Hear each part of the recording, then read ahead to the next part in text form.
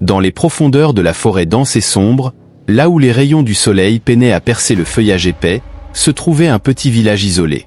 Niché au cœur des ténèbres, ce village était connu pour ses légendes mystérieuses et ses récits terrifiants. Mais parmi toutes les histoires racontées autour des feux de camp, une légende était particulièrement redoutée, celle de la morsure du vampire. Selon la légende, un ancien château abandonné se dressait au sommet d'une colline escarpée, surplombant le village. Des rumeurs affirmaient que ce château était habité par un vampire impitoyable, qui se nourrissait du sang des innocents pour survivre.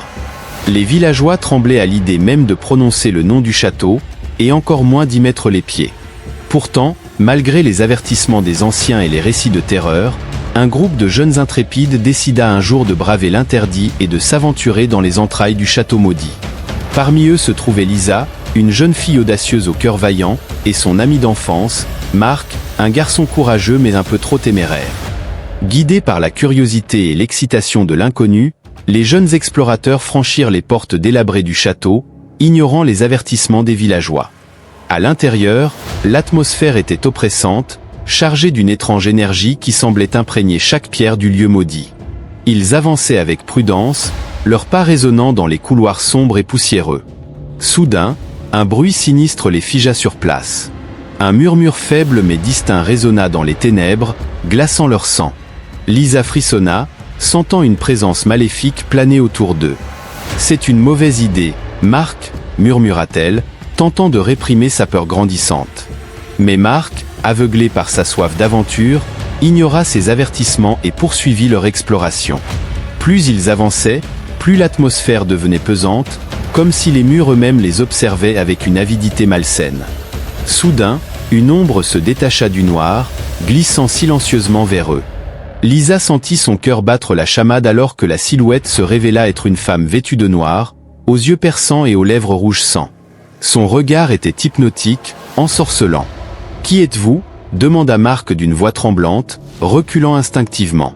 La femme esquissa un sourire glacial, révélant des crocs pointus comme des lames. « Je suis le fléau de ce château, le cauchemar de vos nuits les plus sombres », susurra-t-elle d'une voix envoûtante. Lisa sentit une vague de terreur glaciale la parcourir alors qu'elle réalisait la vérité choquante. Ils étaient face à face avec le vampire tant redouté. Pris de panique, Marc tenta de fuir, mais la vampire était plus rapide. Avec un mouvement gracieux, elle le saisit et le plaqua contre le mur, ses crocs effilés brillant à la lueur de la lune.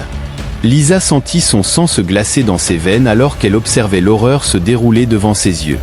Dans un geste désespéré, elle chercha une issue, une échappatoire à ce cauchemar vivant. Soudain, ses doigts effleurèrent quelque chose de froid et métallique dans sa poche. C'était une petite croix en argent, un talisman qu'elle avait reçu de sa grand-mère pour se protéger des forces obscures. Sans hésitation, Lisa brandit la croix devant elle, invoquant la puissance de sa foi pour repousser le vampire. La créature poussa un hurlement strident, reculant sous la lumière éblouissante qui émanait de la croix.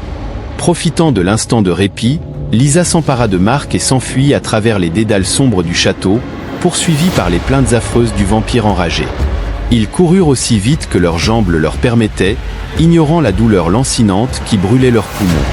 Enfin, ils franchirent les portes du château maudit, retrouvant la lumière bienfaisante de la lune et les murmures apaisants de la forêt. Le village les accueillit à bras ouverts, soulagé de les revoir vivants. Mais Lisa savait que cette nuit resterait à jamais gravée dans sa mémoire, une nuit où elle avait affronté l'horreur pure et avait survécu pour en parler. Et même si le château abandonné demeurait un lieu de terreur pour les villageois, Lisa savait qu'elle avait surmonté sa peur et avait triomphé des ténèbres. Car rien n'était plus fort que la lumière de l'espoir et la force de la volonté humaine.